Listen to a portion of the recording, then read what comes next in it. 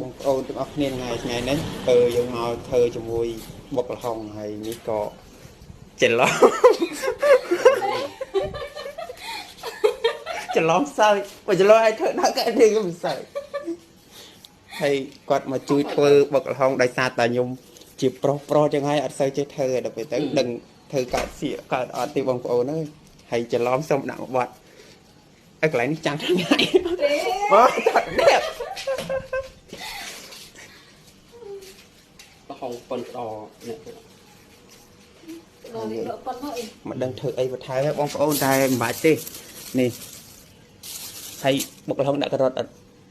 អាចទៅយើងដាក់អត់ដាក់លឿសប្រូទៀតក៏បានដែរមកដាក់លឿសប្រូតនេះដាក់អាប់ជីក្រហមហ៎ដាក់ដែរមកខ្ញុំអ្នកឈូនេះច្រឡំអ្នកឈូចិត្តទាំងអស់បុកងើហេអានេះវាទូចណាស់ហើយមកទូចណាស់នេះបងប្អូនឲ្យកូនពើរបស់កូនពើបុកយ៉ាងឯងនេះ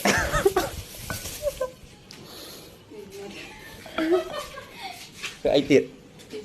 ផកលើអស់ទីនៅវែងហើយទីហ្នឹងយើងបាច់ផុសហើយយើងលោតយើងរំថតទុកឲ្យច្រើនចាំកាត់យកចាំយើងយកកន្លែងណារឿងល្អចាំយើងយកទៅដល់